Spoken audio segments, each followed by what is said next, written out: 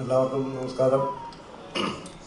എനിക്ക് ഇതിനെക്കുറിച്ച് ഇപ്പോൾ പ്രത്യേകിച്ചൊന്നും പറയാനില്ല. അപ്പോൾ നമ്മൾ ഇന്ന് ഈ പടം ചിലരെങ്കിലും കണ്ടിട്ടുണ്ട്.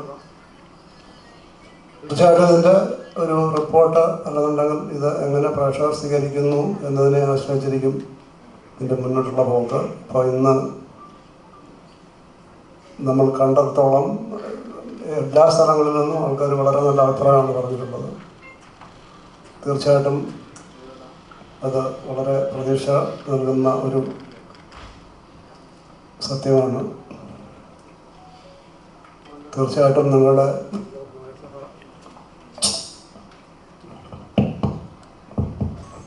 സഹകരണങ്ങൾ ഇതിൻ്റെ വിജയത്തിന് വേണ്ടി ഉണ്ടാകുമെന്ന് ഞാൻ പ്രതീക്ഷിക്കുന്നു.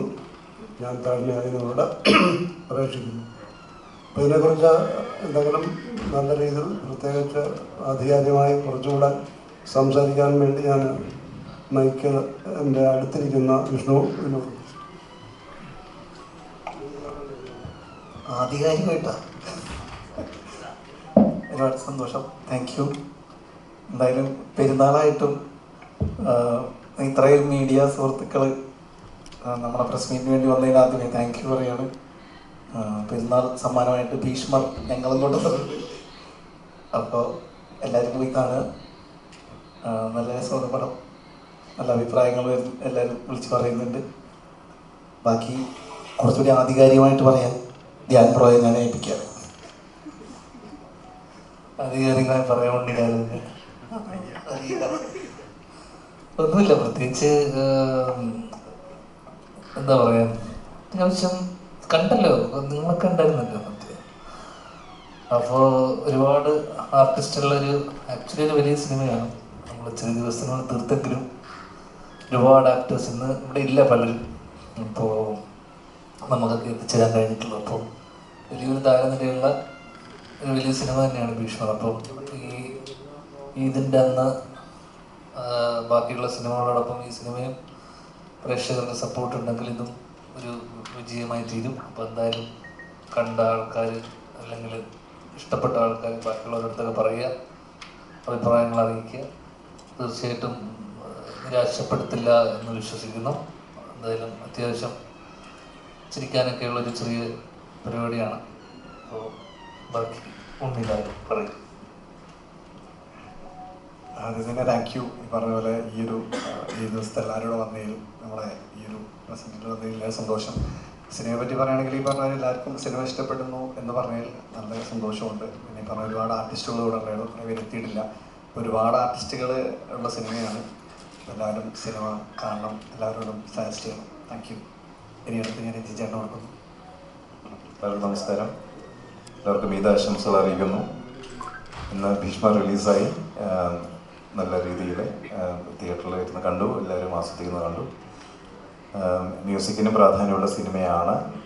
സാറുടെ ഒരാഗ്രഹം പോലെയുള്ള സാറുടെ ഇഷ്ടമനുസരിച്ചുമൊക്കെ ചെയ്യാൻ പറ്റുമെന്നാണ് ഞാൻ വിശ്വസിക്കുന്നത്. പാട്ടുകളാണെങ്കിലും സ്കോറാണെങ്കിലും ഒക്കെ കുറച്ച് ഡയമെൻഷൻസ് ഉള്ള ഒരു സിനിമ തന്നെയാണ്. കുറേ ചെയ്യേണ്ടി വന്നിട്ടുണ്ട്. അതുകൊണ്ട് തന്നെ അപ്പോൾ ആസ്വദിച്ച് നിങ്ങൾ ഓരോരുത്തരോടും ഞാൻ നന്ദി അറിയിക്കുന്നു. അതിൽ 2 പാട്ടിൽ പാടിയ ആളാണ് അനില രാജ്. അനിലയ്ക്ക് എന്താ പറയുന്നത് നമുക്ക്? ഹായ് ഓൾ, എല്ലാവർക്കും എൻ്റെ ഈദ് ആശംസകൾ. Thank you all for coming. East cost എന്ന് പറയുമ്പോൾ തന്നെ നമുക്കറിയാം ഒരുപാട് നല്ല നല്ല പാട്ടുകൾ നമുക്ക് തന്നിട്ടുള്ളതാണ്. സോ ഈസ്റ്റ് കോസ്റ്റിൻ്റെ ബാനറിൽ ഇറങ്ങുന്ന ഭീഷ്മർ എന്ന സിനിമയിൽ എനിക്ക് വളരെ നല്ല 2 മെലഡി സോങ്സ് പാടാനുള്ള ഒരു ഭാഗ്യം ഉണ്ടായി. നമ്മുടെ താങ്ക്സ് ടു രഞ്ജിൻ ഗാഡ്സ് composer and east coast Vijayan sir. So പാട്ടുകൾ എല്ലാവരും ഇഷ്ടപ്പെട്ടു എന്നൊക്കെ ഒരുപാട് അഭിപ്രായങ്ങളും ഒക്കെ എനിക്ക് അറിയാൻ സാധിച്ചു. Thank you so much. എല്ലാവരും ഭീഷ്മർ തിയേറ്ററിൽ പോയി കാണണം, സപ്പോർട്ട് ചെയ്യണം. Thank you so much.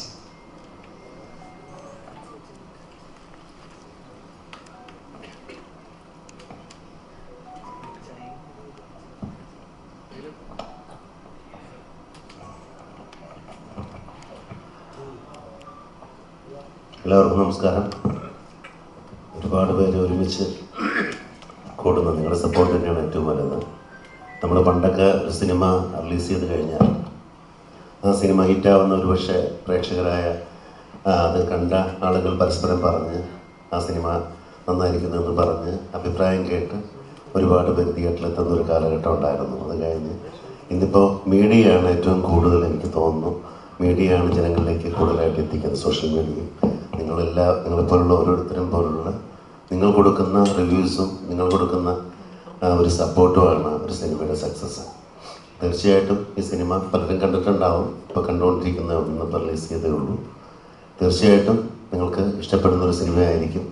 അതിമനോഹരമായ പാട്ടുകൾ ഉൾപ്പെടുത്തിക്കൊണ്ടുള്ള ഒരു നല്ല സിനിമ. അപ്പോൾ എല്ലാവരും സപ്പോർട്ട് ചെയ്യും. Thank you.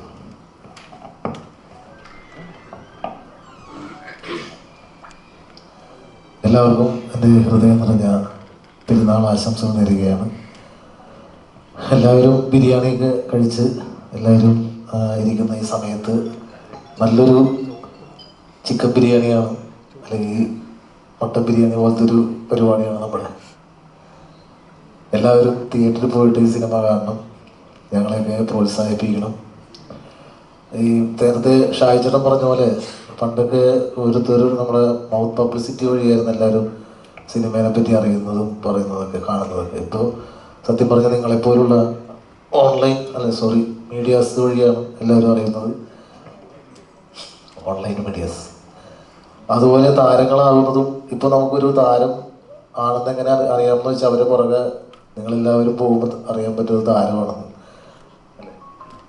അപ്പോൾ അതുകൊണ്ട് എല്ലാവരും സിനിമ തിയേറ്ററിൽ പോയി കാണുക, ഞങ്ങളെ പ്രോത്സാഹിപ്പിക്കുക. എല്ലാ പ്രിയപ്പെട്ട സുഹൃത്തുക്കൾക്ക് ഹൃദയം നിറഞ്ഞ പിറന്നാൾ ആശംസകൾ അറിയിക്കുകയാണ്. ഈ ഇത്രയും പേര് പറഞ്ഞ പോലെ തിയേറ്ററിൽ ഇന്ന് ഭീഷ്മർ എന്ന സിനിമ റിലീസായി. പാട്ടിനും അതുപോലെ തന്നെ കഥയ്ക്കും ഒരു ഫാമിലി ഡ്രാമയാണ് ഭീഷ്മർ എന്ന സിനിമ. ഫാമിലിക്ക് എന്തായാലും തീർച്ചയായിട്ടും കണ്ടാൽ ഇഷ്ടപ്പെടുന്ന ഒരുപാട് ചേരുവകളുള്ള ഒരു സിനിമയാണ് ഈസ്റ്റ് കോസ്റ്റ് എന്ന ബാനറിൽ ശ്രീ ഈസ്റ്റ് കോസ്റ്റ് വിജയൻ സംവിധാനം ചെയ്തിരിക്കുന്നത്. ഇനി പ്രേക്ഷകരാണ് ഈ സിനിമയുടെ വിധി എഴുതേണ്ടത്. നിങ്ങൾ കണ്ട് ഇഷ്ടപ്പെട്ട് മറ്റുള്ളവരിലേക്ക് എത്തുമ്പോഴാണ് ഈ സിനിമ കൂടുതൽ ആൾക്കാരിലേക്ക് എത്തുന്നത്. അപ്പോൾ പ്രിയപ്പെട്ട മീഡിയ സുഹൃത്തുക്കൾ സപ്പോർട്ട് ചെയ്യുക, പ്രോത്സാഹിപ്പിക്കുക. Thank you so much.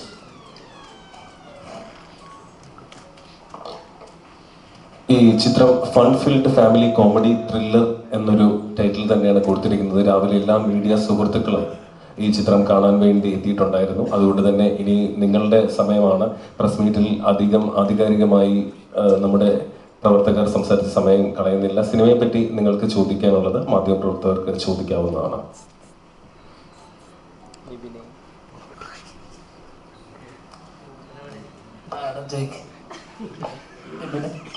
എല്ലാവരും ഭയങ്കര സീരിയസ്.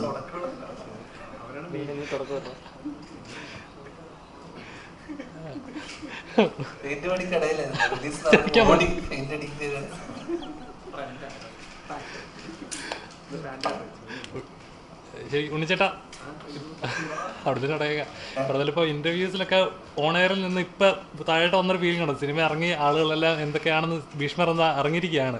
എന്താണ് ഇപ്പോൾ ഫീൽ ചെയ്യുന്നത്? സന്തോഷം. കാരണം സിനിമ എല്ലാവർക്കും ഇഷ്ടപ്പെട്ടു എന്ന് പറയുന്ന ഒരുപാട് സന്തോഷമുണ്ട്. അതന്നെ. പിന്നെ എല്ലാവരും പടം കാണാൻ കുറച്ച് ദിവസം എയറിലായിരുന്നു, ഇപ്പം ഇറങ്ങിയില്ലേ. Thank you. ധ്യാൻ ചേട്ടാ അതുപോലെ ഇപ്പോൾ തിയേറ്ററിൽ നിന്ന് ഇപ്പോൾ സിനിമയുടെ ഏറ്റവും അവസാനമൊക്കെ ആകുമ്പോഴേക്കും ധ്യാൻ ചേട്ടൻ ബുള്ളറ്റ് വരുന്ന ഒരു ഫൈറ്റ് സീനിലേക്ക് ഭയങ്കര കയ്യടി ഭയങ്കര ഉണ്ടായിരുന്നു. നമ്മളെ ആരാധകരല്ലേ.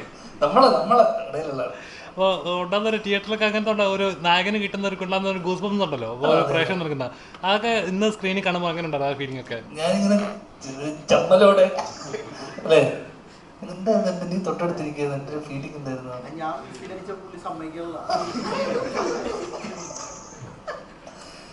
അല്ല എനിക്ക് ബമ്പപ്പേര് ഇങ്ങനെ ഒരു കൈയടി കിട്ടിയിരുന്നു ഒരു തിയേറ്ററിൽ. അപ്പൊ അതിന് അന്ന് ഇതേപോലെ എനിക്ക് തിയേറ്ററിൽ നിന്ന് കുറെ പേര് നമ്മുടെ ആൾക്കാരൊക്കെ തന്നെ പിന്നെ അടുത്ത ഷോയിൽ ഉണ്ടായിരുന്നില്ല, നമ്മുടെ ഇവിടുത്തെ ആൾക്കാരൊക്കെ തന്നെ ഭയങ്കര കൈയടിയായിട്ട് എനിക്ക് അന്ന് കുറെ വീഡിയോ ഒക്കെ അയച്ചായിരുന്നു. ഇന്ന് നേരിട്ടത് കാണാനുള്ള ഒരു അവസരം ഉണ്ടായി. ഒരുപാട് സ്നേഹം നിങ്ങളോട്. വിഷ്ണു ചേട്ടാ, അതേപോലെ ഇപ്പം ഭീഷ്മർ എന്നൊരു തീം എടുത്തപ്പോൾ ട്രെയിലറൊക്കെ ഇറങ്ങിയ സമയത്ത് ഇത് എന്താണ് ഇതെല്ലാവരും പറഞ്ഞത് ഒറ്റ രാത്രിയിലത്തെ സംഭവമാണ്. അപ്പം ഇത് ഒരു ഫൺ ഫീൽഡായിട്ടൊരു ഇതാണ്, ഒരു എക്സ്പീരിയൻസ് ചെയ്തൊരു സിനിമയാണ്. അപ്പോൾ ഇന്നത് പ്രേക്ഷകർ കണ്ടിരിക്കുകയാണ്. അപ്പം എന്താണെന്നും എന്താ ചേട്ടൻ ക്യാരക്ടറാണെങ്കിൽ ആദ്യമേ നമ്മൾ വിചാരിക്കും കുറച്ച് ഒരു വില്ലൻ ഇതായിരിക്കാം, പിന്നെ അത് ഹ്യൂമറായിട്ട് മാറുന്നു, പിന്നെ അത് എൻ്റയർലി വേറെ ലെവലിലേക്ക് ഷിഫ്റ്റ് ആവുന്നു. അപ്പോൾ ഇത് കേട്ട സമയത്ത് എങ്ങനെയാണ് പ്രേക്ഷകർ എടുക്കുക എന്നുള്ളൊരു ഫീലിംഗ് ഉണ്ടായിരുന്നു? അല്ല ആ ഒരു അല്ല നീ ഇപ്പൊ പറഞ്ഞ കാര്യം തന്നെയാണ് അതിന്റെ എന്നെയും എക്സൈറ്റ് ചെയ്യിച്ചൊരു ഘടകം. അത് അങ്ങനെ തന്നെ മനസ്സിലായല്ലേ? Thank you. ഓക്കെ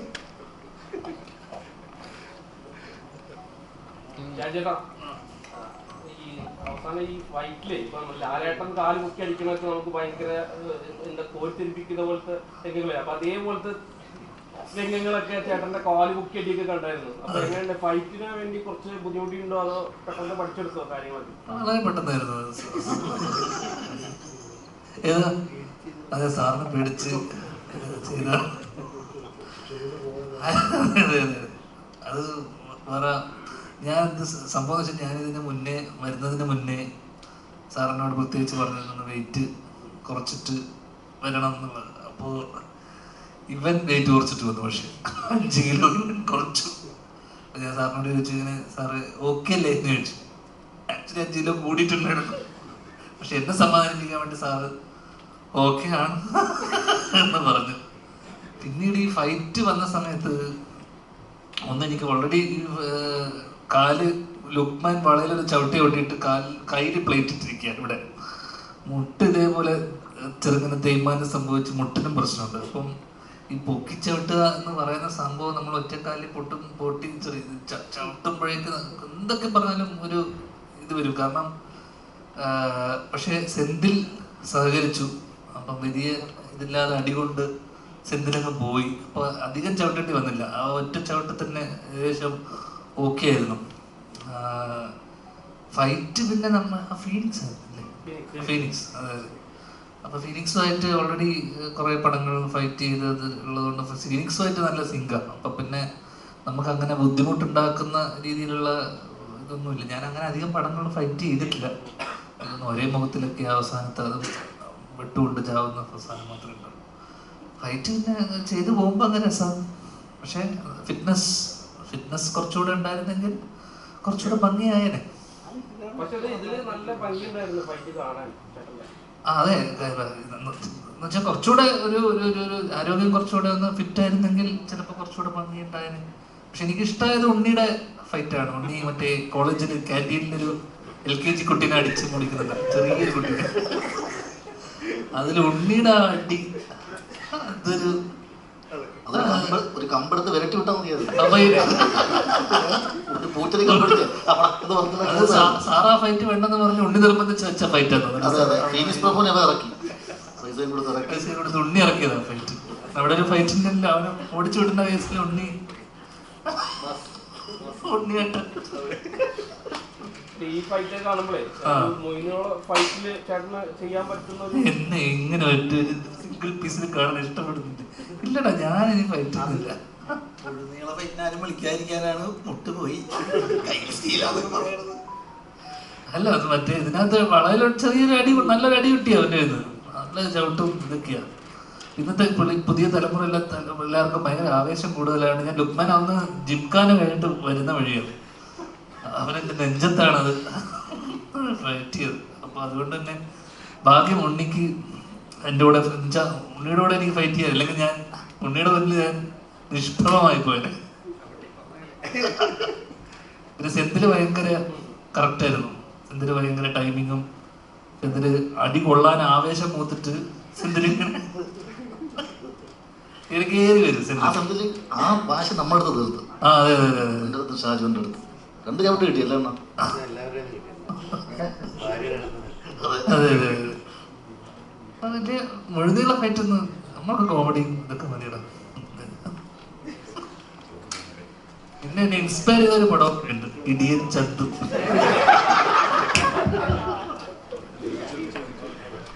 അടിച്ചല്ലോ, ആരെ കൊണ്ടും പറ്റുമെന്ന് എനിക്ക് തോന്നിയത് ഈ സിനിമയിലെ കുറച്ച് കണ്ടത്.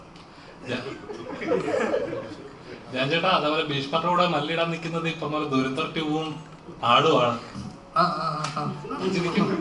ഏതാ മല്ലിടാനായിട്ട് പിടിച്ചു നിൽക്കുന്നത് ദുരന്തർ ട്യൂബും ആടാണ് പിടിച്ചു നിൽക്കുന്നത്. ഇതേ ചോദ്യം നിങ്ങളെ ദുരന്തർ ടൂവിന്റെ ആൾക്കാരോടും അവരോടും ചോദിക്കണം. അതാ ഞങ്ങൾക്ക് പറയുന്നത് അല്ലേ?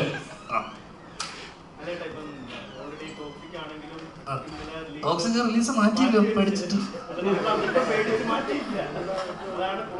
അത് നമ്മുടെ സാറ് തന്നെ പറഞ്ഞത്, നമ്മുടെ ഇത് പേടിച്ചാണ് മാറ്റിയത്.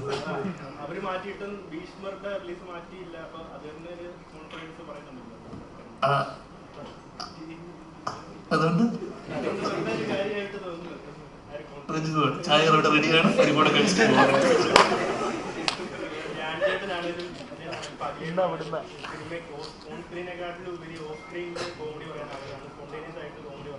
അതെ.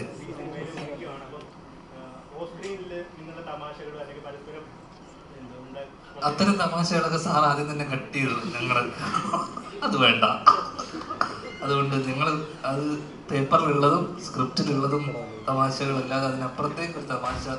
കാരണം സ്ക്രിപ്റ്റ് തിരുത്താൻ ശ്രമിച്ചെങ്കിലും ഞാനത് അനുവദിച്ചില്ല. ചിലർ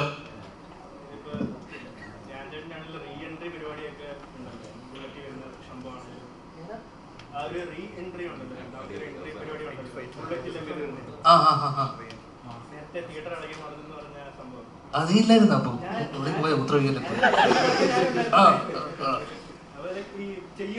ഇതുവരെ സ്ഥിരം ചെയ്തുകൊണ്ടിരുന്ന പാർട്ടികളൊക്കെ വിട്ടിട്ടുള്ള ഒരു പരിപാടിയാണല്ലോ ത്രൂഔട്ട് പടത്തിൽ ചെയ്തിരിക്കുന്നത്. അപ്പൊ അതിലുള്ള ഒരു പ്രതീക്ഷ എക്സ്ട്രാ എഫേർട്ട് ആയിട്ട് അങ്ങനെ എന്തെങ്കിലും ചെയ്തിട്ടുണ്ടോ? തോന്നിയോ? ഫൈറ്റ് പിന്നെ ചില ഒരു ഇമോഷണൽ സീനിൽ ആ ഒരു എക്സ്പ്രഷൻ ഇതുവരെ ഞാൻ കണ്ടിട്ടില്ല. ഒരു വ്യത്യസ്തമായിട്ടുള്ള ഒരു സാധനം അല്ലെ. അപ്പൊ എനിക്ക് ജനുവലി തോന്നിയത് ബിജുട്ടൻ നേരത്തെ ഇന്റർവ്യൂ പറഞ്ഞൊരു കാര്യമാണ്, ഇത് ഇത്രയും സിനിമകൾ ചെയ്ത് ആ എക്സ്പീരിയൻസ് ധ്യാൻ എന്നൊരു നടനെ എലിവേറ്റ് ചെയ്തിട്ടുണ്ട്. ഞാൻ നീ എന്താ കാശ് വാങ്ങിയൊക്കെ പറയുന്നത്? അതെ അതെ, കൂടുന്നുണ്ട് കൂടുന്നുണ്ട്. ഇതൊന്നും വേണ്ട. ഇത്ര സിനിമ ചെയ്തത് ആ ഒരു എക്സ്പീരിയൻസ് ആസ് ആൻ ആക്ടർ തരുന്ന ഒരു കോൺഫിഡൻസ് ഉണ്ട്. അത് ഡിപ്പെൻസ്. ഇതിനോടൊപ്പം തന്നെ നമ്മൾ നന്നാവും എന്നുള്ളതിനപ്പുറത്തേക്ക് സിനിമയും സിനിമയുടെ കഥയും ബാക്കിയുള്ള ഉണ്ണിഡാലൊക്കെ നന്നായല്ലേ കാര്യമുള്ളൂ. മൊത്തത്തിൽ നന്നാവണല്ലോ. അപ്പൊ എല്ലാം നന്നായി വരുമ്പോഴാണല്ലോ. ഇതിപ്പോ ഞാൻ മാത്രം നന്നായിട്ട് സിനിമക്ക് ഗുണമില്ലല്ലോ. അതോടൊപ്പം തന്നെ സിനിമയാണല്ലോ, അല്ലെങ്കിൽ സിനിമയുടെ കഥയും ബാക്കിയുള്ള മേഖലകളൊക്കെ നന്നായി വരുമ്പോൾ ഒരു ആക്ടറും അതോടൊപ്പം തന്നെ വളരും. അതിനപ്പുറത്തേക്കൊന്നുമില്ല.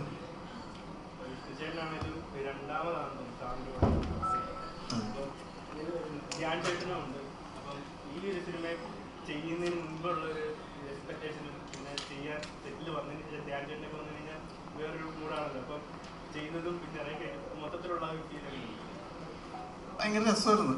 ഞാൻ കുറച്ചും കൂടി ഭയങ്കര സ്ട്രിക്റ്റ് ആയിരിക്കും എന്നാണ് ഞാൻ പ്രതീക്ഷിച്ചത്. കാരണം വിജയേട്ടൻ ഭയങ്കര സ്ട്രിക്റ്റ് ആണ് ലൊക്കേഷനിൽ. ഞങ്ങൾ നേരത്തെ ഇൻ്റർവ്യൂവിലൊക്കെ ഇരുന്നപ്പോൾ പറഞ്ഞതാണ്, ഒരു പ്രിൻസിപ്പള് പിള്ളേരെ ഇങ്ങനെ വളരെ ചിട്ടയോടുകൂടി കൊണ്ടുപോകുന്ന പോലെയാണ് ലൊക്കേഷൻ. അത് അനിയം വന്നതോടുകൂടി അതിനൊരു ഇത് വന്നു. ഞങ്ങളവിടെ ഫുൾ ചില്ലിങ് ആയിരുന്നു, ഭയങ്കര ഹാപ്പി മൂഡായിരുന്നു, ഭയങ്കര എന്താ പറയുക എൻജോയ് ചെയ്ത് വെക്കേഷൻ പോലെ തന്നെയായിരുന്നു ലൊക്കേഷൻ. ഇന്ന് ഷൂട്ട് കഴിഞ്ഞിട്ട് ഇപ്പം ഇത്രയും നാളായി, സെപ്റ്റംബറിലായിരുന്നു ഷൂട്ട്. ഇന്ന് സിനിമ കാണുമ്പോഴാണ് ആ ഓരോ സീനും വരുമ്പോൾ നമ്മൾ ഓർത്തോർത്ത് ചിരിക്കണമായിരുന്നു. ഇത്രയും എൻജോയ് ചെയ്ത് കണ്ട സിനിമയില്ല ഈ അടുത്ത കാലത്ത്. ഭയങ്കര രസമായിട്ടിരുന്നു, തിയേറ്ററിൽ എൻജോയ് ചെയ്തു, ഭയങ്കര ഹാപ്പി ആയിരുന്നു ലൊക്കേഷൻ മൊത്തം. അപ്പോൾ നമ്മൾ പ്രതീക്ഷിച്ചതിനേക്കാളും ഫണ്ണായിരുന്നു മൊത്തത്തിൽ. വിജയൻ എന്ന ഡയറക്ടറുടെ ചലഞ്ചിങ് എന്തായിരുന്നു? അദ്ദേഹത്തിന് മുമ്പ് വർക്ക് ചെയ്യുന്നു ചലഞ്ച് എന്തായിരുന്നു? ചലഞ്ച് അങ്ങനെ ചലഞ്ചായിട്ടൊന്നുമില്ല. സാറിന് അത്യാവശ്യം കാര്യങ്ങളൊക്കെ അറിയാവുന്നതാണ്. അല്ല, ഇതിനകത്ത് ഇത് നമ്മുടെ സുഹൃത്ത് അൻസാജാണ് എഴുതിയത്. അതിൽ നിന്ന് സാറ് സ്ക്രിപ്റ്റ് ഏറ്റെടുക്കുകയും അതിലുള്ള അഡീഷൻസുകൾ വരുത്തുകയും, അപ്പോൾ അത് ഒരുപാട് ലെയർ അല്ലെങ്കിൽ ഒരുപാട് മൾട്ടിപ്പിൾ ലെയർസ് ആഡ് ചെയ്യുകയും പുള്ളിയുടെ രീതിക്ക് സ്ക്രിപ്റ്റിനെ മാറ്റി. ഞങ്ങൾ ആദ്യം വായിച്ച അല്ലെങ്കിൽ ഞങ്ങൾ 2 വർഷം മുന്നേ വായിച്ച സ്ക്രിപ്റ്റൊന്നുമല്ല. സാർ അതിലേക്ക് ഒരുപാട് മാറ്റങ്ങൾ വരുത്തി അതിനെ കുറച്ചുകൂടെ കമേഴ്ഷ്യലാക്കാനും പാട്ടുകൾ വന്നു, കുറേ ആഡ് ഓൺസ് വന്നു. അപ്പം ഞങ്ങൾ ഇതിലേക്ക് എത്തുമ്പോഴേക്ക് പുള്ളി കൃത്യമായിട്ട് അതിനൊരു അതെ ലാസ്റ്റ് ഫൈറ്റ് കുറേ ആഡ് ഓൺസ് ഉണ്ടായിരുന്നു. ആദ്യത്തെ സ്ക്രിപ്റ്റ് 2 വർഷം മുന്നേ ഞാനും വിഷ്ണുവും കേട്ട ഒരു സാധനമൊന്നും ആയിരുന്നു. ആ സിനിമ കംപ്ലീറ്റ്ലി മാറിയിരുന്നു. കൃത്യമായിട്ടുള്ളൊരു ധാരണ ഉണ്ടായിരുന്നു എങ്ങനെയായിരിക്കണം, അല്ലെങ്കിൽ ഞങ്ങൾക്ക് ചലഞ്ച് ആയിരുന്നില്ല, ഞങ്ങളുടെ വെച്ച് സിനിമ ചെയ്യുന്നതാണ് ചലഞ്ച്. ഇനി കട്ടപ്പന വിഷ്ണു അല്ലെങ്കിൽ കട്ടപ്പന വിഷ്ണു അല്ലെങ്കിൽ വർഷങ്ങൾക്ക് ശേഷം ധ്യാൻ എന്നൊക്കെ ശേഷം ഭീഷ്മർ കട്ടപ്പന 10-12 വർഷമായി. മറ്റേ ഇത് ഇപ്പോ 2 വർഷമായി.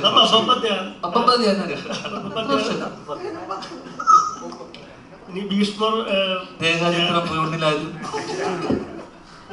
അറിയപ്പെടുന്നുള്ള രീതിയിലാണ് ചോദിച്ചത്. അത് അങ്ങനെ അറിയപ്പെടുന്നു. ഇത് ചോദിച്ചതിന്റെ പിന്നെ നീ അറിയപ്പെടും. അല്ല, ഉണ്ണിലാൽ ഓൾറെഡി പേര് മാറ്റി ഉണ്ണി ഭീഷ്മർ താക്കി.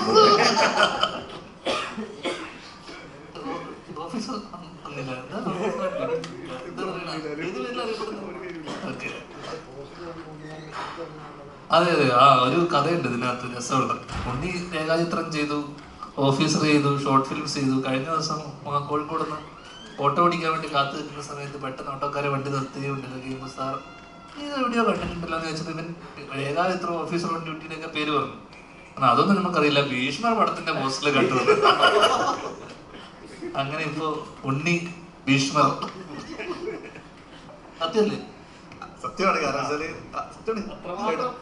അത്രമാത്രം ഫ്ലക്സും ഉണ്ട്. ഇപ്പം എനിക്ക് കുറെ പേര് അയച്ചിരുന്നുണ്ട്. ഞാൻ ചെയ്ത പടങ്ങളിൽ ഏറ്റവും കൂടുതൽ ഫ്ലക്സ് ഉള്ള ഒരു പടമാണ് ഭീഷ്മർ. ഇതേപോലെ പോസ്റ്റേഴ്സ് എല്ലാത്തും ഞാനും എല്ലാ പോസ്റ്റേഴ്സിലും ഉണ്ട്. സോ അതുകൊണ്ടത് വലിയൊരു കാര്യം തന്നെയാണ്. ഇപ്പോൾ ഈ പറഞ്ഞ കറക്റ്റാണ്. ഞാൻ നേരെ ചോദിച്ച പുള്ളിയെ എവിടെയും കണ്ടിട്ടുണ്ടല്ലോ. ആക്ച്വലി പുള്ളിയുടെ ബാക്കിൽ തന്നെ ഫ്ലക്സ് ഉണ്ട്, വലിയ ഫ്ലക്സ്. ഞാൻ ഫ്ലക്സ് നോക്കി നിൽക്കുമായിരുന്നു. അപ്പോൾ അവിടെ പുള്ളി നോക്കി നിന്നത് നിങ്ങളല്ലായിരുന്നു. അപ്പോൾ അത് ഭയങ്കര സന്തോഷമുണ്ട്. ഇതിലെ ഫൈറ്റുകളൊക്കെ എത്രത്തോളം എഫർട്ടാണ്? കാരണം എല്ലാ ഫൈറ്റുകളിലും മുണ്ടൊക്കെ മടക്കി കുത്തിയാണ്.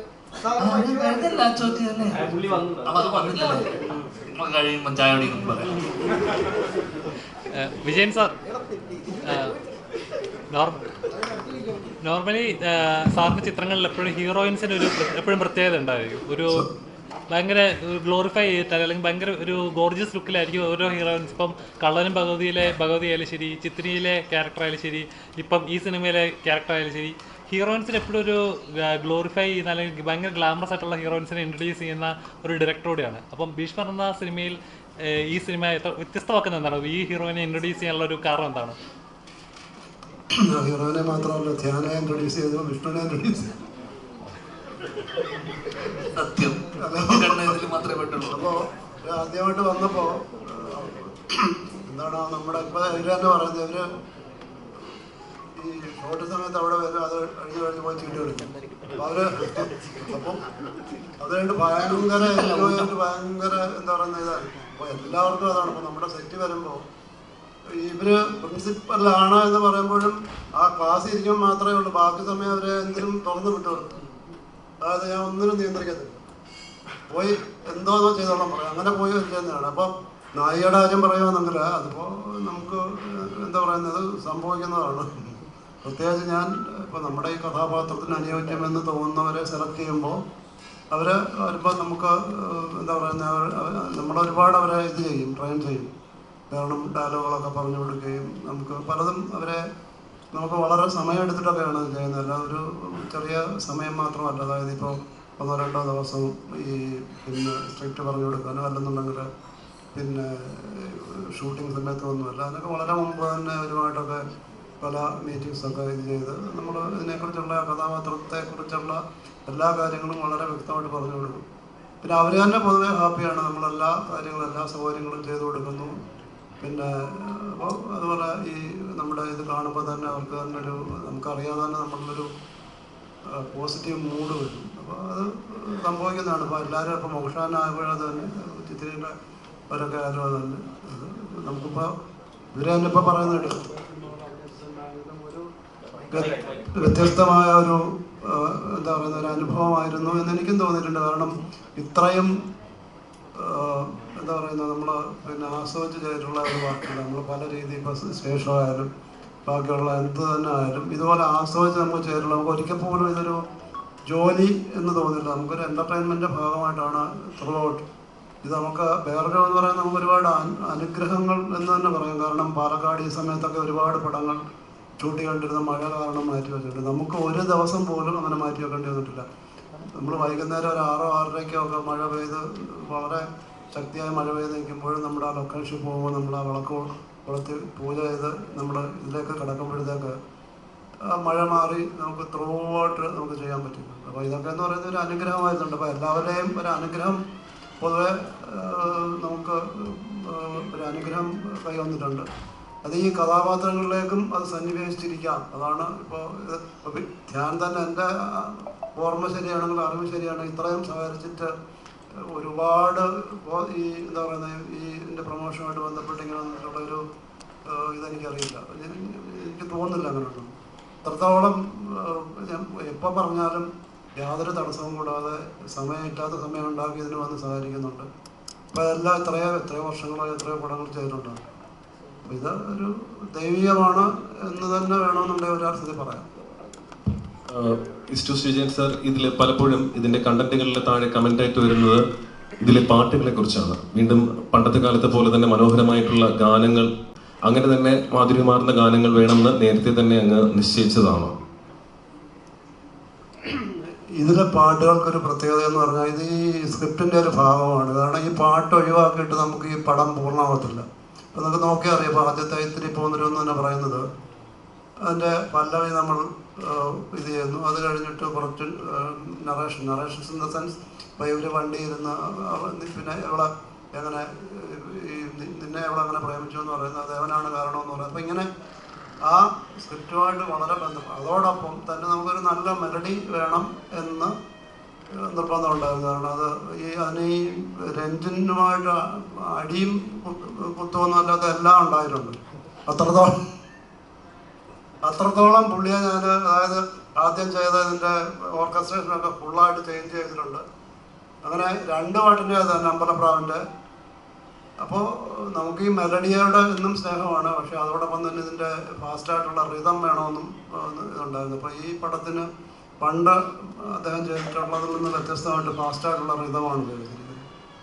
പക്ഷേ മെലഡി ഒട്ടും ചോർന്ന് പോകാതെ തന്നെ അത് ഇപ്പോൾ എപ്പോഴും എനിക്ക് പാട്ടുകൾ ഇഷ്ടമാണ്, മെലഡി ഇഷ്ടമാണ്. പക്ഷേ ഇപ്പോൾ ഈ കാലഘട്ടത്തിൻ്റെ മാറ്റം നമ്മൾ ഉൾക്കൊണ്ടുകൊണ്ട് അതിൻ്റെ ഈ റിതം മാത്രമേ മാറ്റിയിട്ടുള്ളൂ. പക്ഷേ എനിക്കും അത് വളരെ നല്ല രീതിയിൽ തന്നെ ആൾക്കാർ സ്വീകരിച്ചിരിക്കുന്നു എന്നുള്ളത് വളരെ സന്തോഷത്തോടുകൂടി പ്രത്യേകിച്ച് രഞ്ജിനോടും ഞാൻ പറയാൻ ആഗ്രഹിക്കുന്നു. അദ്ദേഹത്തെ ഓർമ്മകൾ ഉണ്ടല്ലോ, ഓർമ്മകൾ ഉണ്ടായിരിക്കണം. സർ, ഇന്ന് റംസാനാണ്. പക്ഷേ ഈ ഒരു മാർച്ച് 20-ന് ഭീഷ്മർ തിയേറ്ററുകളിലേക്ക് എത്തും എന്നുള്ളൊരു അനൗൺസ്മെന്റ് വന്ന സമയത്ത്, ആ സമയം തെന്നിന്ത്യയിൽ നിന്ന് മികച്ച ഏറ്റവും കൂടുതൽ ആൾക്കാർ ആകാംക്ഷയോടെ കാത്തിരിക്കുന്ന അന്യഭാഷാ ചിത്രങ്ങൾ 2 ചിത്രങ്ങൾ ലൈനപ്പിലുണ്ടായിരുന്നു. എന്നിട്ടും മാർച്ച് 20-ന് തന്നെ ഇത് തിയേറ്ററിൽ എത്തിക്കും എന്നുള്ള സാറിന്റെ ഉറപ്പ് എന്തായിരുന്നു? അത് 1-2 കാരണങ്ങളുണ്ട്. കാരണം ഇതിപ്പോൾ ഈ സമയത്ത് എത്തിച്ചില്ലെങ്കിൽ പിന്നീട് എപ്പോൾ എന്നുള്ളൊരു പ്രശ്നമുണ്ടായിരുന്നു. കാരണം ഇപ്പം നമുക്കിത് ഈ സമയത്ത് ഈ ആർട്ടിസ്റ്റുകളെല്ലാം നമുക്കിതിൻ്റെ പ്രൊമോഷനുമായിട്ട് ബന്ധപ്പെട്ട് വളരെ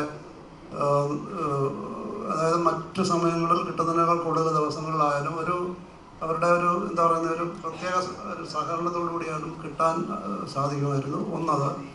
രണ്ടാമത് പിന്നെ എന്താ പറയുക, ഇപ്പോഴല്ലെങ്കിൽ എപ്പോഴായാലും ഇതുപോലെ എന്തെങ്കിലുമൊക്കെ കോമ്പറ്റീറ്റേഴ്സ് നമുക്കുണ്ടാവും. അതിനുവേണ്ടി മാറ്റി വെച്ചിട്ട് നമുക്ക് കാര്യമല്ല. പിന്നെ നമ്മൾ ഒരു കാര്യത്തെ ഇറങ്ങി തിരിച്ചാൽ നമുക്കൊക്കെ അതിൻ്റെ വിജയപരാജയങ്ങളെക്കുറിച്ച് നമ്മളൊരിക്കലും അത്രത്തോളം ആവാറില്ല. കർമ്മം ചെയ്യുക നമ്മുടെ ലക്ഷ്യം, കർമ്മഫലം തരും ഈശ്വരനല്ലോ എന്ന ഒരു ഇതിൽ ഞാൻ വിശ്വസിക്കുന്നു. അപ്പോൾ അതുകൊണ്ട് എന്തായാലും നമ്മൾ തീരുമാനിച്ചു ഇപ്പം തന്നെ പോകട്ടെ. പിന്നെ ഇതിന് വേറൊരു ആളുണ്ട്. കാരണം ഇപ്പം 11 വ്യത്യസ്തമായി നമ്മുടെ ഡ്രീം ബിഗ് ഫിലിംസിൻ്റെ സുജിത്താണ് ഇതിൻ്റെ ഡിസ്ട്രിബ്യൂഷൻ. അദ്ദേഹത്തോട് ഞാൻ ഈ ദിവസം പറഞ്ഞപ്പോൾ എനിക്ക് ഒന്നേ ഉണ്ടായിരുന്നു, നമുക്ക് കൊള്ളാവുന്ന തിയേറ്റർ കിട്ടുമെന്ന് പറഞ്ഞപ്പോൾ അദ്ദേഹം പറഞ്ഞു 2 ദിവസം 3 ഒരാഴ്ച കൊണ്ട് പറയാമെന്ന് പറഞ്ഞു. അന്വേഷിച്ചിട്ട് അദ്ദേഹം പറഞ്ഞു ഇത് നമുക്ക് നല്ല കുറച്ച് തിയേറ്ററിൻ്റെ ലിസ്റ്റ് തന്നു. അപ്പോൾ പിന്നെ ഞാൻ കോൺഫിഡൻ്റ് ആയി. അങ്ങനെ നമ്മൾ മുന്നോട്ട് പോയപ്പോഴാണ് ഈ ടോക്സിക് മാറുന്നു എന്ന് പറഞ്ഞത്. അതാണ് അതിൻ്റെ ഒരു എന്താ വെച്ചാൽ നമുക്ക് പിന്നെ ഇനി ഏതെങ്കിലും കാരണങ്ങൾ കൊണ്ട് ഇത് മാറ്റി വെച്ചാൽ അതേ പ്രശ്നങ്ങൾ പിന്നീടും ഉണ്ടാകാം എന്നത് ഒരു വസ്തുതയായിട്ട് എനിക്ക് തോന്നി. അത് തന്നെയാണ് എൻ്റെ. ഓക്കെ സാർ, എന്തായാലും സാറിന്റെ കർമ്മഫലം പോലെ തന്നെ തിരുവനന്തപുരത്തും കൊച്ചിയിലും കോഴിക്കോടും മിക്ക ജില്ലകളിലും ഇന്ന് 6 മണിക്ക് ശേഷമുള്ള നമ്മുടെ ഈ കൊച്ചു ചിത്രത്തിന്റെ സ്ക്രീനിങ്സും ഫാസ്റ്റ് ഫില്ലിങ്ങിലേക്ക് കുതിക്കുകയാണ്. അതുകൊണ്ട് തന്നെ സാറിന്റെ ആ ഒരു തീരുമാനം തെറ്റായിട്ടില്ല. ഒപ്പം ഏറ്റവും കൂടുതൽ പ്രേക്ഷകർ പറയുന്ന മറ്റൊരു കാര്യം, ധ്യാൻ ശ്രീനിവാസനോടൊപ്പം കട്ടയ്ക്ക് പിടിച്ചു നിൽക്കുന്ന 2 സഹോദരന്മാരായിട്ട് അഖിൽ കവലിയൂറും ഷാജു ശ്രീധറും.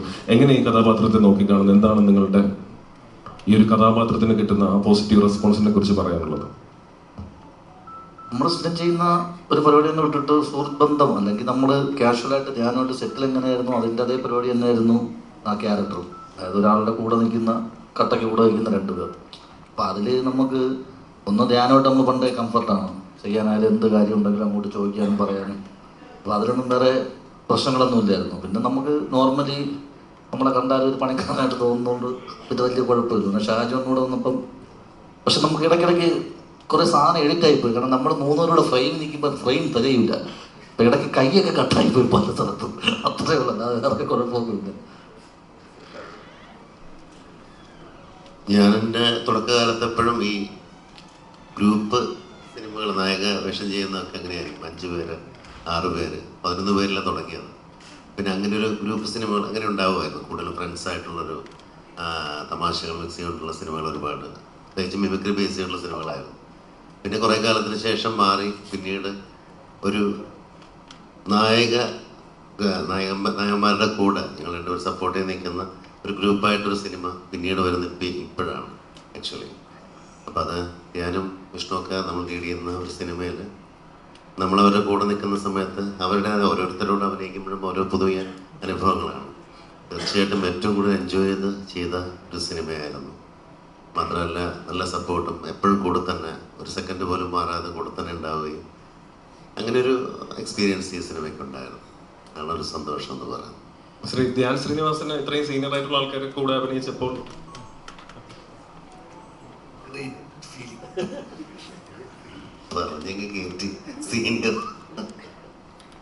അതല്ലേ നമ്മള് ഞാനും ഷാജോട്ട് ഒരുമിച്ച് ഓൾറെഡി 2 സിനിമകൾ നമ്മൾ വർക്ക് ചെയ്തിട്ടുണ്ട്.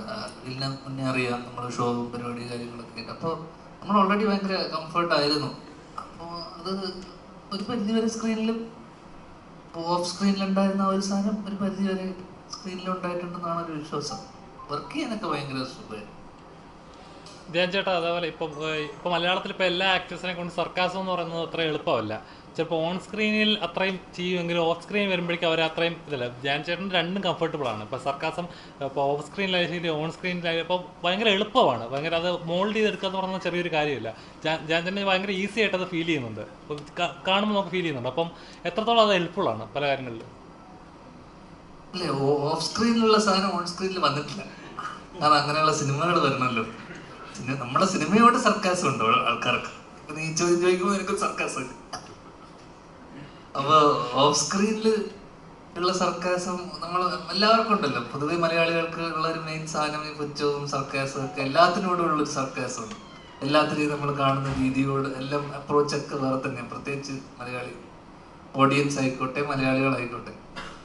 അപ്പൊ അത് നമുക്ക് ഇതുപോലെയുള്ള കഥാപാത്രങ്ങളും അല്ലെങ്കിൽ സിനിമയിൽ വരണമെങ്കിൽ അത്തരത്തിലുള്ള ക്യാരക്ടേഴ്സ് ഒക്കെ അങ്ങനെ ഒരു സാധനം ഇതുവരെ വന്നിട്ടില്ല. ആരും അങ്ങനത്തെ ഒരു കഥയൊന്നും നമ്മളോട് പറഞ്ഞിട്ടില്ല. ഇത് പലപ്പോഴും ചോദിക്കുന്ന സംഭവം ഓഫ് സ്ക്രീനിലുള്ള ഹ്യൂമർ അല്ലെങ്കിൽ സാധനം എന്തുകൊണ്ട് സിനിമയിൽ ഇല്ല എന്ന് ചോദിക്കുമ്പോൾ അതിന് തക്കതായിട്ടുള്ള എഴുത്തും അതിനെ സപ്പോർട്ട് ചെയ്യുന്ന സംഭവങ്ങളൊക്കെ വന്നാൽ മാത്രമേ ഉള്ളൂ. ഇപ്പൊ വിഷ്ണു അസാധ്യ കൗണ്ടറും സാധനങ്ങളൊക്കെ പറയുന്നതാണ്. അഖില അതുപോലെ തന്നെ. അല്ലെങ്കിൽ ഈ കഴിഞ്ഞ ദിവസം ഇറക്കിയ നമ്മളതിന്റെ റീൽ പരിപാടി ഇറക്കിയത് വിഷ്ണുവാണ്. മറ്റേ രജനീകാന്തിന്റെയും കമലഹാസന്റെയും ഇതിട്ടിട്ട് ഇതിലെ ആരെ ഹീറോ ചോദിക്കുമ്പോ എന്ന് പറഞ്ഞിട്ട് വിഷ്ണു ഒരു സാധനം ചെയ്തിരുന്നു. അത് വിഷ്ണുവിന്റെ ഐഡിയ ആയിരുന്നു. അതേ വേറൊരു സാധനം ചെയ്ത് അഖിലിന്റെ ഐഡിയ ആയിരുന്നു. ഇതൊക്കെ വേറൊരു രീതിയിലുള്ളൊരു സർക്കാസം ഉണ്ട് അതിനകത്ത്. നമ്മൾ സ്വയം നമ്മൾ ട്രോളുന്ന രീതിയിലുണ്ട്. അതൊരു കൈൻഡ് ഓഫ് മാർക്കറ്റിംഗുമാണ്. അത് ഭയങ്കര റീച്ച് കിട്ടി. അപ്പൊ സാറെന്ന് പറയുന്നുണ്ടായിരുന്നു, മഞ്ചേച്ചി അടക്കം അത് വിളിച്ചിട്ട് ലൈക്ക് ചെയ്യുകയും ഇഷ്ടപ്പെടുകയും കുറെ ആൾക്കാർ അത് ചെയ്തു. അതൊക്കെ അതിലൊക്കെ ഉണ്ടത് ഈ പറഞ്ഞ സർക്കാരിലൊക്കെ. പിന്നെ ഓഫ് സ്ക്രീനിൽ എനിക്ക് തോന്നുന്നത് ഞാൻ പണ്ട് ക്യാരവണൊന്നും ഇല്ലാത്തൊരു കാലത്ത് ഓഫ് സ്ക്രീനിലുണ്ടാവുന്ന ചർച്ചകളും ഹ്യൂമർ ബിൽഡപ്പ് ചെയ്യും. ഓരോ സീനിൽ പരസ്പരം പറഞ്ഞ് നമ്മൾ ആ സമയത്ത് ഇത് ചെയ്യുന്നത്. ഇപ്പം ഞാൻ പുലിവാൽ കല്യാണം പോലുള്ള സിനിമകളൊക്കെ അപ്പം പറഞ്ഞ കാര്യങ്ങൾ അവിടെ ഇരുന്നു കൊണ്ടുള്ള ഒരു ചായ കുടിച്ചുകൊണ്ട് ചെയ്യുന്ന ചർച്ചകളെല്ലാം സിനിമയിൽ ആ കൗണ്ടറുകളാണ് യൂസ് ചെയ്യുക. പക്ഷെ ക്യാരവനിൽ പല ആർട്ടിസ്റ്റുകൾ പല സ്ഥലത്തല്ല, ഒറ്റ സ്ഥലത്തായിരുന്നു. ഇപ്പം നമ്മൾ അങ്ങനെയല്ല, കൂടുതലായിട്ടും ഒരു പരിധി വരെ ആ ഡയറക്ടറും ഇതിൽ ക്യാരവനിൽ നമ്മൾ ഒരുമിച്ചായിരുന്നു, ഡയറക്ടറും ക്യാമറമാനൊക്കെ വേറെ ആയിരുന്നു. അപ്പോൾ എല്ലാവരും ഒരുമിച്ച് ചേരുന്നിടത്ത് ആ ഹ്യൂമറുകളെല്ലാം അന്ന് നോട്ട് ചെയ്തുകൊണ്ട് അപ്പം വർക്ക് ചെയ്യാമായിരുന്നു. അപ്പം അങ്ങനെയല്ല, ഇപ്പോൾ അല്ലാതെയാണ്. ശ്രീ ബിനു തൃക്കാക്കര ഇതിനകത്ത് വളരെ എല്ലാവരെയും ചിരിപ്പിക്കുന്ന ഒരു റോളാണ് കൈകാര്യം ചെയ്തിരിക്കുന്നത്. കഥാപാത്രത്തിന് ഒരുപാട് സ്വീകാര്യത കിട്ടുന്നുണ്ട്. എന്താണ് ഈ സ്വീകാര്യതയെക്കുറിച്ചും കഥാപാത്രത്തെക്കുറിച്ചും പറയാനുള്ളത്? ഒരു വളരെ നല്ല ഒരു കഥാപാത്രമായിരുന്നു എനിക്ക്. ഞാൻ അഭിനയിച്ചതിൽ എനിക്ക് ഏറ്റവും ഇഷ്ടപ്പെട്ടൊരു കഥാപാത്രങ്ങളൊന്നാണ് ഇന്ന് ഈ സിനിമയിൽ ഷമീർ എന്ന കഥാപാത്രം. ശരിക്കും ഈ സിനിമ എനിക്ക് ചെയ്യാൻ വരുമ്പോൾ ഇതിനകത്ത് അഭിനയിക്കുന്നവരായിട്ട് എല്ലാവരുമായിട്ടും ഞാൻ ഇതുവരെ ഇതിനു മുമ്പ് അഭിനയിച്ചിട്ടില്ല. ധ്യാനായാലും അഖിലായാലും ഷായിച്ചേട്ടനായാലും വിഷ്ണുവിൻ്റെ കൂടെ മാത്രമാണ് എനിക്ക് നേരത്തെ അഭിനയിച്ചുള്ളൊരു ആ ഒരു ഇതുണ്ടായിരുന്നുള്ളൂ. അപ്പോൾ എനിക്കൊരു പേടിയുണ്ടായിരുന്നു. പിന്നെ സാറിൻ്റെ കാര്യത്തിലും സാറിനെ പറ്റി വിഷ്ണുവിനെ കുറേ പറഞ്ഞിട്ടുണ്ട്, മര്യാദ ചെയ്തില്ലെങ്കിൽ അപ്പം തന്നെ പറഞ്ഞുകൊടുക്കും. അപ്പോൾ ആ ഒരു പേടിയൊക്കെ എനിക്കുണ്ടായിരുന്നു. അപ്പോൾ ഇവർ ടീമിലേക്ക് വരുമ്പോൾ നമ്മൾ ആ അതിന് വേറെ ഒന്നും പറഞ്ഞു. അപ്പോൾ ഇങ്ങനെ പറഞ്ഞ സമയത്ത് എന്താ പറഞ്ഞു, മലയാളത്തിൽ പറഞ്ഞു വിടുമെന്ന് പറഞ്ഞ സമയത്ത് അപ്പോൾ എനിക്ക് ഇവരുടെ ടീമിൽ എങ്ങനെ നമ്മളൊരു സംഭവം ചെയ്യുമ്പോൾ ടീമായിട്ടൊരു ജെല്ലായാലാണ് നമുക്ക് ഒരു സംഭവം ചെയ്യാനുള്ളൊരു ധൈര്യം വരുള്ളൂ. പക്ഷെ എന്നെ അത്ഭുതപ്പെടുത്തിയത് ഫസ്റ്റ് ദിവസം ചെന്നപ്പോൾ തന്നെ എല്ലാവരുമായിട്ടും ഭയങ്കര കമ്പനി ആവാൻ സാധിച്ചു.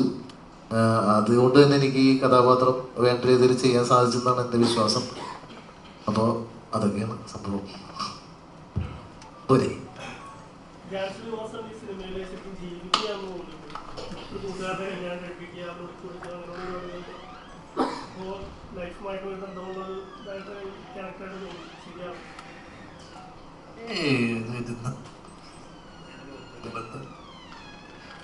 ധ്യാൻ എന്നൊരു പാട്ടുകാരനെ കൂടെ മലയാള സിനിമ എനിക്ക് ഇപ്പൊ കിട്ടിയിരിക്കുകയാണ്. ഇനിയുള്ള സിനിമകളിൽ നമുക്ക് ഒരു പാട്ട് പ്രതീക്ഷിക്കാതെ.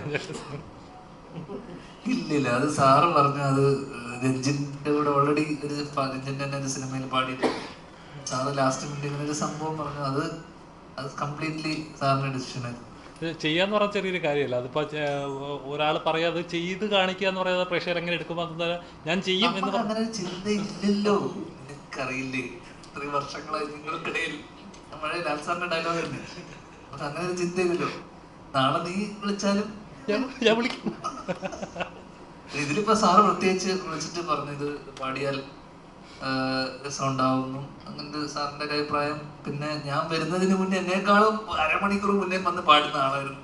എന്നോട് പറഞ്ഞ സമയത്തിന് അരമണിക്കൂർ മുന്നേ വിഷ്ണു വന്ന് അവിടെ നിന്ന് പാടുന്നുണ്ടായിരുന്നു. അപ്പൊ ഈ ചോദ്യം വിഷ്ണുവിനോടും ഇവിടെ ചോദിക്കണം, എന്തുകൊണ്ട്?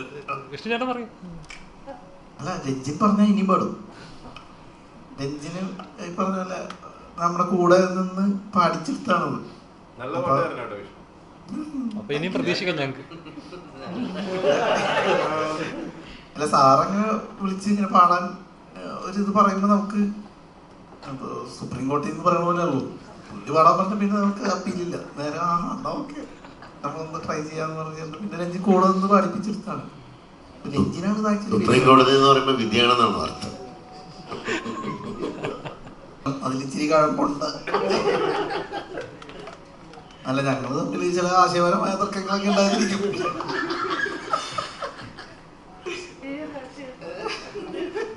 അല്ല, അതാ നേരത്തെ പറഞ്ഞത്. നമ്മൾ എന്തെങ്കിലും സംശയമൊക്കെ ചോദിക്കുന്നതിനെ കുറിച്ചാണ് ഈ പുള്ളി ട്രോളുന്നത്. പക്ഷെ അതൊക്കെ ഇതിന്റെ ഷൂട്ടിന്റെ ഭാഗമായിട്ട് അങ്ങനെയൊക്കെ സംസാരിക്കുകയും സംശയം ചോദിക്കുകയും ചിലപ്പോൾ അത് ചേട്ടൻ ഇഷ്ടപ്പെടില്ല, ചേട്ടൻ ഇങ്ങനെ ചെയ്താൽ മതി എന്നൊക്കെ പറയും. അതൊക്കെ അവിടെ കഴിയും അല്ലേ ഏട്ടാ? അത്രേ ഉള്ളു. ഈ ദേഗ ഓഫീസർ ഓൺ ഡ്യൂട്ടി അങ്ങനെ നിരവധി ചിത്രങ്ങളാണ് ഉണ്ണിലാലു ചെയ്തിട്ടുള്ളത്. പക്ഷെ ഇതില് വില്ലനാണോ വില്ലനല്ലേ അല്ലെങ്കിൽ ഒരു പ്രണേതാവാണോ മൊത്തം സസ്പെൻസ് നിർത്തിയിട്ടുള്ള ഒരു റോളാണ്. പ്രത്യേകിച്ച് ഭീഷ്മർ കണ്ടിറങ്ങുന്ന പ്രേക്ഷകർ പോലും ഉണ്ണിലാലുവിനെ അപ്രീഷിയേറ്റ് ചെയ്യുന്ന ഒരു കഥാപാത്രമാണ് ഇതിൽ ചെയ്തിരിക്കുന്നത്. എന്താണ് ഈ കഥാപാത്രത്തെ കുറിച്ച് പറയാനുള്ളത്? അല്ല സന്തോഷമാണ്. കാരണം വെച്ചാൽ സത്യം പറഞ്ഞാൽ എനിക്ക് സ്ക്രിപ്റ്റ് അറിയില്ലായിരുന്നു. സ്ക്രിപ്റ്റ് സാറ് ആദ്യം കഥയാണെന്ന് പറഞ്ഞു തന്നെ. ആ സമയത്ത് ഞാനായിരുന്നു നായകൻ. പിന്നെ എങ്ങനെ വിഷ്ണു ആയതാണ് എനിക്ക് അറിയാൻ പറ്റുന്നത്. പക്ഷെ വാങ്ങിയില്ലായിരുന്നു റോള്. അല്ല സത്യം പറഞ്ഞ ആ റോള് അല്ലല്ല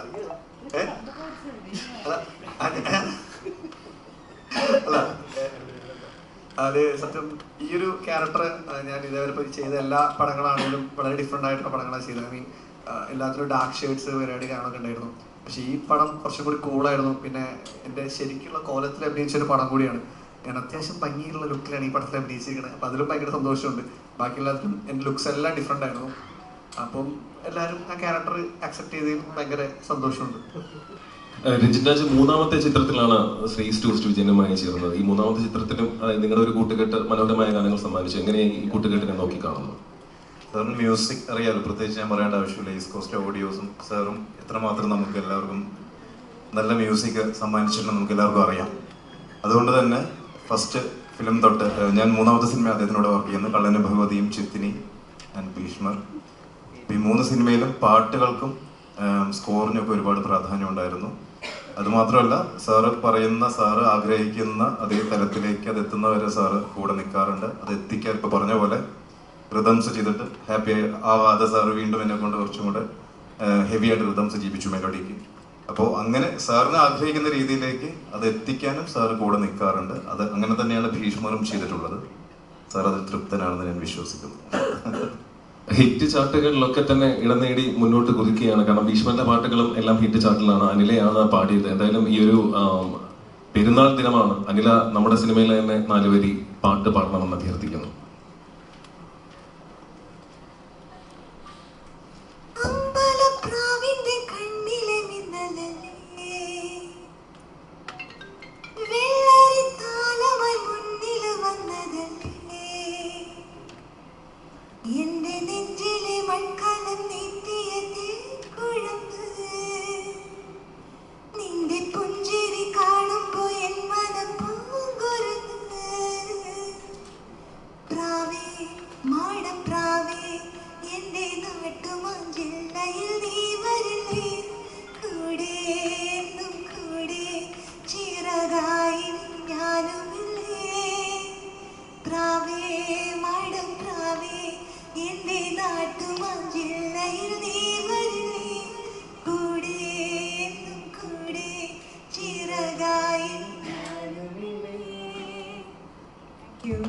താങ്ക് യു അനില.